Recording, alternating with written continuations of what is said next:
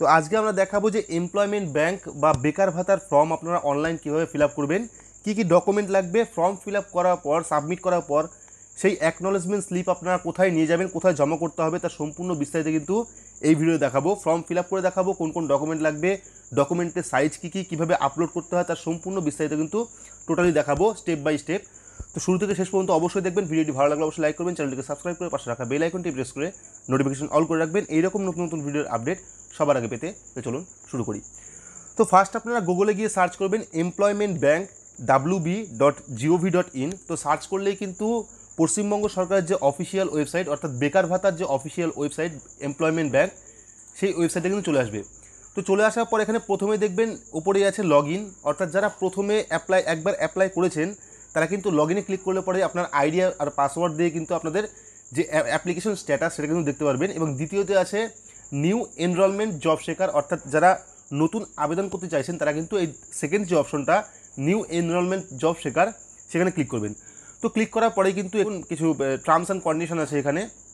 তো এবার আরও একটা কথা বলে রাখি, যারা একটু হাই এডুকেটেড আছেন তারাই কিন্তু চেষ্টা করবেন, বাকি কিন্তু যারা 8, 9 বা 10-এ যারা পড়াশোনা শেষ করেছেন তারা কিন্তু এটার আবেদন না করাই ভালো, কারণ শুধু শুধু ঘুরতে হবে আপনাদের।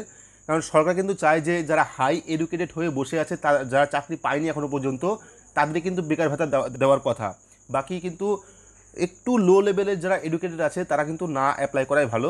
তো যাই হোক, কিছু মনে করবেন না, যেটা সত্যি সেটাই বললাম। তো এখানে যে টার্মস অ্যান্ড কন্ডিশনগুলো আছে সেগুলো আপনারা দেখবেন। দেখার পর এখানে যে একটা যে পয়েন্ট আছে এখানে ক্লিক করবেন। ক্লিক করার পরে এখানে দেখুন অ্যাকসেপ্ট অ্যান্ড কন্টিনিউ। তো এখানে আমরা ক্লিক করবো। অ্যাকসেপ্ট অ্যান্ড কন্টিনিউ ক্লিক করার পরে কিন্তু সেই ফর্মটি কিন্তু খুলে আসবে। তো এই ফর্মটি কীভাবে ফিল আপ করবেন, প্রথমে আপনার নাম, তো এখানে আমরা নাম দিয়ে দিচ্ছি যে নামে আমরা অ্যাপ্লিকেশন করব। তো এখানে আমরা নামটা দিয়ে দিচ্ছি। এখানে কিন্তু সব ব্লক লেটারে বড় হাতে লিখবেন। তো প্রথমে আমরা নাম দিয়ে দিচ্ছি। নাম দেওয়ার পর এখানে ফাদার্স নেম বা মাদার্স নেম, যদি কারোর বাবা গত হয়ে থাকেন সেক্ষেত্রে তার মার নাম দিতে পারেন। তো আমি এখানে বাবার নাম দিয়ে দিচ্ছি। দেওয়ার পর এখানে দেখুন স্পাউস নেম, যদি বিবাহিত হন সেক্ষেত্রে স্পাউস নেম দেবেন, যদি বিবাহিত না হন সেক্ষেত্রে দেওয়ার কোনো দরকার নেই, এটা কিন্তু অপশনাল, ঠিক আছে। তারপরে সেক্স অর্থাৎ লিঙ্গ বা আপনার মেল না ফিমেল সেটা সিলেক্ট করবেন। তো আমি এখান থেকে মেল সিলেক্ট করছি। সিলেক্ট করার পর এখানে জাতি কী আছে, SC ST OBC না জেনারেল, সেটা এখান থেকে সিলেক্ট করতে হবে। তো এখান থেকে আমি জেনারেল সিলেক্ট করে নিচ্ছি। সিলেক্ট করার পর এখানে রিলিজিয়ান ধর্ম কী আছে, তো ধর্ম এখান থেকে বুদ্ধিজম, খ্রিস্টান, হিন্দুইজম, ইসলাম, জৈনিজম, আদার্স, পার্সিস এগুলো আছে। তো এখান থেকে আপনার যে ধর্ম সেই ধর্ম কিন্তু এখান থেকে বেছে নেবেন।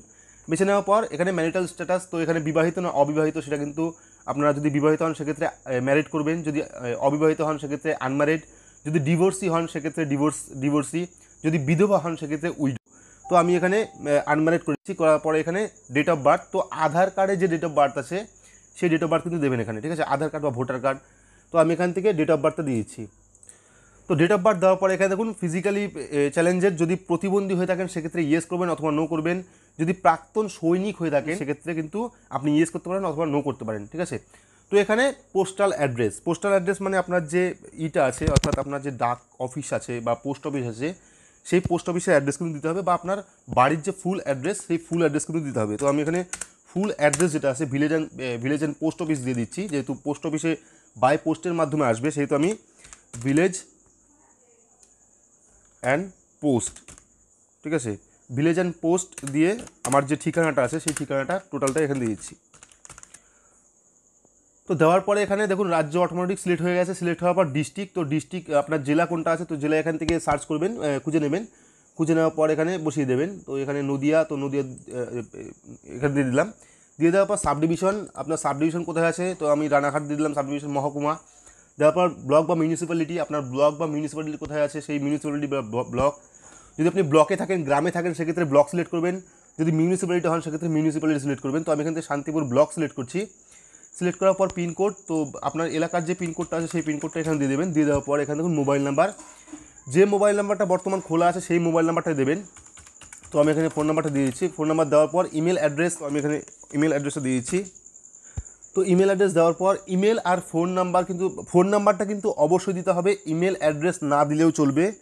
মেন কথা যেখানে রেড ডট আছে সেগুলি কিন্তু আপনাকে অবশ্যই দিতে হবে, বাকি কিন্তু আপনার ছেড়ে দিলেও চলবে।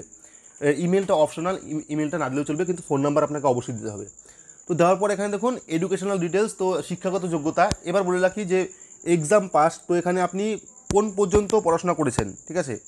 তো হতে পারে আপনি 10 বা 12 মাধ্যমিক বা উচ্চ মাধ্যমিক বিএ বা বিএসসি বা যে পর্যন্ত আপনি লেখাপড়া করেছেন সেটা এখান থেকে সিলেক্ট করে নেবেন।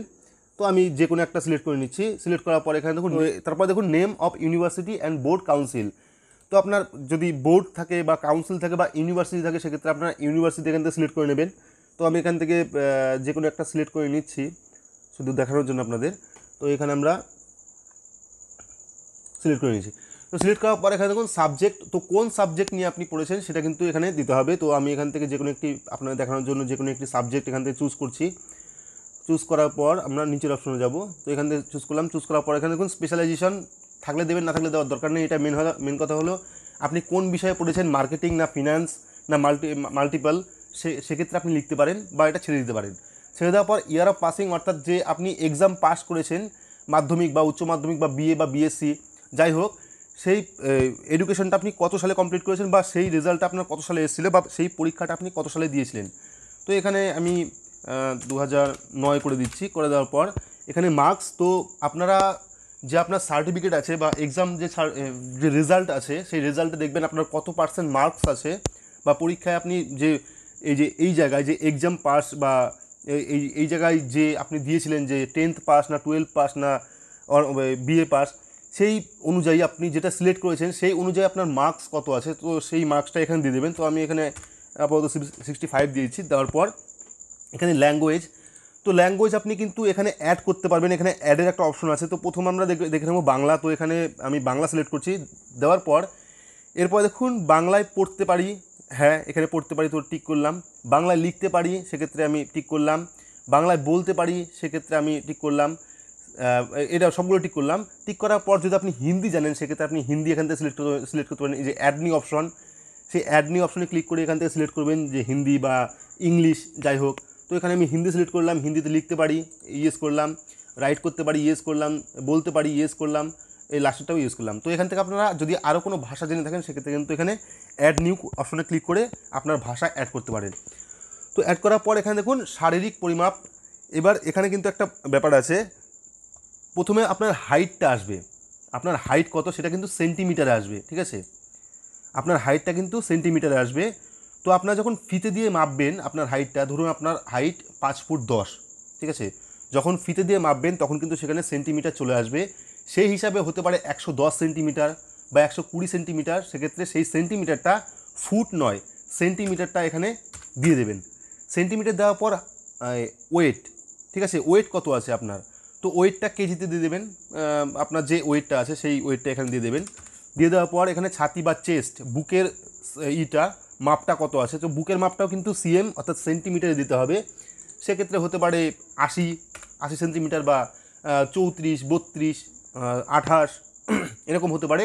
আপনার যে ছাতিটা বুকের যে ছাতি আছে সেই ছাতির মাপ কিন্তু এখানে দিতে হবে। দিয়ে দেওয়ার পর এখানে এবার একটা ভালো বিষয় আছে, সেই বিষয়টি হলো এখানে দেখুন প্রথমে আমরা তো ফটো সিলেক্ট করে নিচ্ছি। এখানে আপনার নিজস্ব ফটো দিতে হবে। এই যে ফটোর অপশনটা আছে সেই ফটোটা আমরা এখান থেকে চুজ করে নিচ্ছি, যেহেতু গ্যালারিতে আমাদের সেভ করা আছে। তো আমরা এখান থেকে ফটোটা সেভ করে নিচ্ছি বা ফটোটা দিয়ে দিচ্ছি এখানে। তো দিয়ে দেওয়ার পর এবার দেখুন এখানে upload JPEG file up to 500 কেবির মধ্যে, ঠিক আছে, উইথ সিগনেচার। তো আপনি যে ফটোটা দেবেন এখানে নিজের ফটো, সেই ফটোতে কিন্তু আপনার একটি সিগনেচার লাগবে। অর্থাৎ আপনি যখন ফটোটা বের করবেন বা যদি আপনার কাছে কোনো ফটো থাকে আপনার নিজের, সেই ফটোর উপরে কিন্তু আপনি একটি সিগনেচার করতে হবে। সিগনেচার করার পরে কিন্তু 500 কেবির মধ্যে জেপিজি ফাইল বা জেপিইজি ফাইলের মধ্যে কিন্তু আপনাকে কনভার্ট করে আপনাকে এখানে আপলোড করতে হবে। তো আমরা এখানে ফটো আপলোড করে দিচ্ছি। এবার আমরা সিভি দেবো। তো সিভিতে আপনারা কি দেবেন, বায়োডাটা। তো আপনারা বায়োডাটা বাড়িতে তৈরি করতে পারেন। এই নিয়ে আমার ভিডিও করা আছে কিভাবে বায়োডাটা তৈরি করতে হয়, সেই ভিডিও আপনারা পেয়ে যাবেন চ্যানেলেই।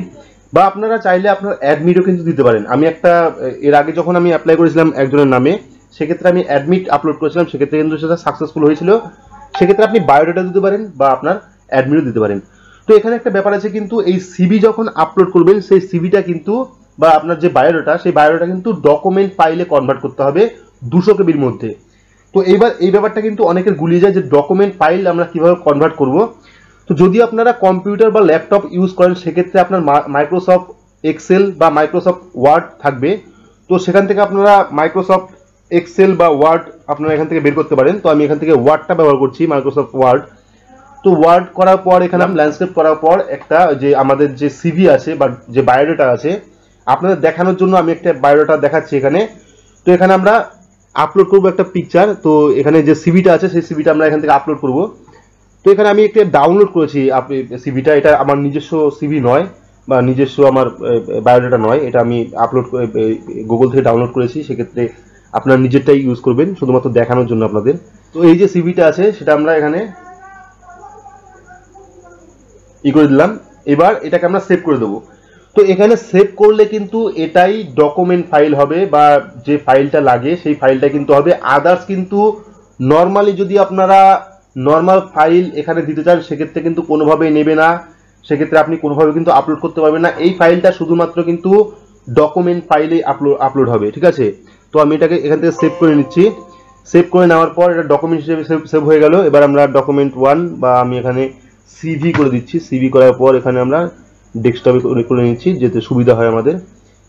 এখানে করে দিলাম। করে দেওয়ার পর এবার আমরা আপলোড করব। তো আমরা আবার যাচ্ছি সেখানে এমপ্লয়মেন্ট ব্যাংকের যে অফিসিয়াল ওয়েবসাইট। তো এখানে আসার পর চুজ ফাইল করলাম। চুজ ফাইল করার পর এখানে যেটা আমরা মাইক্রোসফট ওয়ার্ড থেকে আমরা যেটা কনভার্ট করলাম সেই কনভার্টটা কিন্তু এখানে করব ডকুমেন্ট। এটা কিন্তু বর্তমানে ডকুমেন্ট ফাইল হয়ে গেল, ঠিক আছে। এই যে এখানে দেখতে পাচ্ছেন ডকুমেন্ট, সিভি ডকুমেন্ট 200 কেবির মধ্যে কিন্তু হয়ে গেছে। তো যদি এখানে নর্মাল ফটো আপলোড করেন সেক্ষেত্রে কিন্তু কোনোভাবেই নেবে না, শুধুমাত্র আপনার ডকুমেন্ট ফাইলে কিন্তু লাগবে, ঠিক আছে। তো এখানে ফটো আপলোড হয়ে গেল, সিভি আপলোড হয়ে গেল। এবার এমপ্লয়ার নেম, যদি কোনো কাজের অভিজ্ঞতা থাকে, যদি আপনি এর আগে কোনো জায়গায় কাজ করেন বা চাকরি করেন সেক্ষেত্রে আপনি এখানে লিখতে পারেন। একটি বইয়ের দোকানে কাজ করতেন বা আপনি কোনো একটি কোম্পানিতে কাজ করতেন, সেক্ষেত্রে কোন কাজটি করতেন সেই কাজটি এখানে লিখবেন, ঠিক আছে। লেখার পর ইয়ার অফ এক্সপিরিয়েন্স, অর্থাৎ আপনি কত বছর কাজ করেছেন বা আপনার কাজের এক্সপেরিমেন্স কত বছরের। সেখানে 2 বছর হতে পারে, 3 বছর হতে পারে, 4 বছর হতে পারে, 5 বছর হতে পারে বা 2 মাস হতে পারে, ঠিক আছে। তো এক্সাম টাইপ, তো এখানে এক্সাম টাইপ কি আছে, এখানে কোন এক্সামে আপনি ওখানে কাজের সুযোগ নিয়েছিলেন, ঠিক আছে। এটা দিলেও হবে, না দিলেও হবে। এক্সাম টাইপটা কি, আপনি যে এই কোম্পানিতে কাজের অভিজ্ঞতা যেটা আছে, আপনি যে এই কোম্পানিতে কাজ করেছেন কোন অভিজ্ঞতায় কাজ করেছেন আপনি, ঠিক আছে, সেটা আপনি এখান থেকে সিলেক্ট করতে পারেন। সিলেক্ট করার পর এখানে দেখুন পোস্ট হেল্ড, অর্থাৎ আপনি কোন পোস্টে ছিলেন, মানে যে কোম্পানিতে আগে আপনি কাজ করতেন সেখানে আপনি কোন পোস্টে ছিলেন, ম্যানেজার হতে পারে বা ডিরেক্টর হতে পারে, যা কিছু হতে পারে। এবং তারপরে স্যালারি, তো স্যালারি আপনার কত ছিল সেই স্যালারিটা লিখতে পারেন। লেখার পর সেক্টর, তো সেক্টর কি ছিল সেটা লিখতে পারেন। এই জায়গাটা দেওয়ার কোনো দরকার নেই। যদি আপনারা দিতে চান সেক্ষেত্রে, যদি আপনি আগে কোনো কাজ করে থাকেন সেক্ষেত্রে কিন্তু এটা দিতে হবে, না থাকলে দেওয়ার দরকার নেই। আমি বলবো এটা না দিলেও চলবে, ঠিক আছে। এটা দেওয়ার কোনো দরকার নেই, ওই কাজের অভিজ্ঞতা যেটা আছে। তো দেওয়ার পর আমরা নিচে আসবো। নিচে আসলে এখানে দেখুন অতিরিক্ত তথ্য কি চেয়েছে এখানে, প্রুফ অফ রেসিডেন্স। তো প্রুফ অফ রেসিডেন্টে কি দেবেন আপনারা, এখানে দেখুন আধার কার্ড, রেশন কার্ড আছে এবং ভোটার আইডি কার্ড আছে এবং পাসপোর্ট আছে। তো আপনারা এখান থেকে রেশন কার্ড দিতে পারেন, ভোটার কার্ড দিতে পারেন বা পাসপোর্ট দিতে পারেন। তো আমি এখানে রেশন কার্ড সিলেক্ট করে নিলাম। সিলেক্ট করার পরে এখানে দেখুন উইলিং টু রিকলেক্ট, তো এখানে ইয়েস আই অ্যাম, এখানে দেবেন আপনারা ইয়েস উইথিন স্টেট, ঠিক আছে। এই যে অপশনটা আছে এখানে আপনারা দেবেন উইথিন স্টেট, 2 নম্বর অপশনটা নো এর পর আছে ইয়েস উইথিন স্টেট, মানে রাজ্যের মধ্যে, ঠিক আছে, এটা দেবেন। তো যদি আপনারা বিপিএল ক্যাটাগরিতে হন সেক্ষেত্রে ইয়েস করবেন অথবা নো করবেন। নো করার পর অ্যাডিশনাল ইনফরমেশন, এটা দিলেও চলবে না দিলেও চলবে, আপনারা দেওয়ার সাথে দেবেন, না হলে দেওয়ার দরকার নেই, ঠিক আছে। তো আমি এখানে একটা জিনিস লিখে দিচ্ছি আপনার সুবিধার জন্য। দেওয়ার পর এখানে রেসিডেন্স প্রুফ, তো এখানে আপনার যে ডকুমেন্টটা দিলেন এখানে যে বাসস্থানের প্রমাণ, সেই রেশন কার্ডের নাম্বার কিন্তু এখানে দিতে হবে। তো আমি এখানে একটা রেশন কার্ডের নাম্বার দিয়ে দিচ্ছি, যে নাম্বারটা আমার আছে, অর্থাৎ রেশন কার্ডের নাম্বার। দেওয়ার পর এখানে আমরা যে ক্যাপচা কোডটা আছে সেই ক্যাপচা কোডটা এখানে ফিল করে দেবো। তো ক্যাপচা কোড ফিল করার পর দুটো যে চেক বক্স আছে, চেক বক্স আমরা ক্লিক করবো। ক্লিক করার পর এখানে আমরা সাবমিট অপশনে ক্লিক করে দেবো। তো সাবমিটে ক্লিক করার পরে কিন্তু আমাদের দেখুন চলে এসেছে thank you for enrollment in employment bank. তো এখানে চলে এসেছে আমাদের এনরোলমেন্ট নাম্বার। তো এটা আমাদের এনরোলমেন্ট নাম্বার। এখানে ডেট আমরা যে অর্থাৎ আজকের ডেটটা কিন্তু চলে এসেছে যে থেকে আমরা অ্যাপ্লিকেশন করলাম। এখানে নেম চলে এসেছে, ডেট অফ বার্থ চলে এসেছে, কাস্ট চলে এসেছে, ফিজিক্যাল চ্যালেঞ্জ চলে এসেছে, এক্স সার্ভিসম্যান চলে এসেছে, এক্সাম পাস চলে এসেছে, সাবজেক্ট চলে এসেছে, প্রুফ অফ রেসিডেন্স চলে এসেছে। এবার আপনারা কি করবেন, এখানে প্রিন্ট পেজ, ঠিক আছে, এই পেজটা কিন্তু আপনাদের অবশ্যই প্রিন্ট করতে হবে, ঠিক আছে।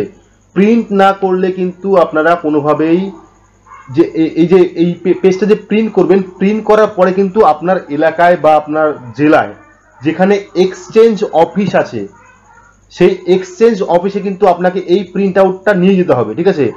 তো এখানে দেখুন লেখা আছে click here to visit employment exchange. তো এই পেপারটা আগে প্রিন্ট করে নেবেন, প্রিন্ট করার পর এখানে click here to visit employment এক্সচেঞ্জে ক্লিক করবেন। ক্লিক করার পরে কিন্তু একটি নতুন পেজ ওপেন হয়ে যাবে, পেজ ফাউন্ড নট ফাউন্ড দেখাচ্ছে। এখানে ক্লিক করলে পরে কিন্তু অর্থাৎ যে click here to visit employment exchange, এখানে ক্লিক করলে পরে কিন্তু আপনার এলাকায় যে এক্সচেঞ্জ অফিস আছে তার ফোন নাম্বার, কোথায় অবস্থিত আছে এবং কটা থেকে কটা পর্যন্ত খোলা আছে সম্পূর্ণ ডিটেলস কিন্তু পেয়ে যাবেন এখান থেকেই। ফোন নাম্বার থেকে শুরু করে এক্সচেঞ্জ অফিসে কার নামে ফোন নাম্বার আছে, কাকে আপনার কার সাথে যোগাযোগ করতে হবে, কখন থেকে খুলবে, কটা পর্যন্ত জমা নেবে, সব ডিটেলস কিন্তু এই যে click here to visit employment exchange এখানে ক্লিক করলে কিন্তু ডিটেলস এখান থেকেই পেয়ে যাবেন, ঠিক আছে। যেহেতু কোনো কারণে এখন নট ফাউন্ড দেখাচ্ছে। তো এবার আমরা প্রিন্ট পেজ যে অপশনটা সেটা ক্লিক করব। ক্লিক করার পরে কিন্তু এখানে যে ইটা আছে আমাদের যে ফর্মটা যে ফিল আপ করলাম সেই ফর্মটা কিন্তু এখানে ডিটেলস চলে আসবে। তো আমি দেখাচ্ছি একবার সেই ফর্মটা কেমন হবে। তো এখানে দেখুন এই যে ফর্ম, এটাই কিন্তু আপনাদের এক্সচেঞ্জ অফিসে নিয়ে যেতে হবে। এই যে এই ফর্মটা কিন্তু আপনাদের এক্সচেঞ্জ অফিসে নিয়ে যেতে হবে। সেখান থেকে কিন্তু আপনাকে একটি নাম্বার দেবে, সেই নাম্বার দেওয়ার পর যখন আপনার নাম ভেরিফাই হয়ে যাবে তারপরে কিন্তু লিস্টে আপনার নাম উঠবে, এমনকি আপনাকে ফোনে বা ইমেলেও কিন্তু কনফার্ম করে দেওয়া হবে সেখান থেকেই। তো এইভাবে যদি আপনারা এমপ্লয়মেন্ট ব্যাংক বা বেকার ভাতার জন্য ফর্ম ফিল আপ করেন সেক্ষেত্রে কিন্তু সাকসেসফুলি আপনি ফর্মটি সাবমিট করতে পারবেন এবং পরবর্তী সময় থেকে কিন্তু আপনি বেকার ভাতা 1,500 টাকা করে কিন্তু প্রতি মাসে পেয়ে যাবেন। তো আশা করছি সমস্ত কিছু বোঝাতে পেরেছি। যদি ভিডিওটি ভালো তাহলে অবশ্যই লাইক করবেন, চ্যানেলটিকে সাবস্ক্রাইব করে পাশে রাখা বেল আইকনটি প্রেস করে নোটিফিকেশন অল করে রাখবেন এইরকম নতুন নতুন ভিডিওর আপডেট সবার আগে পেতে। তো আজকের মতো এইটুকুই, ধন্যবাদ।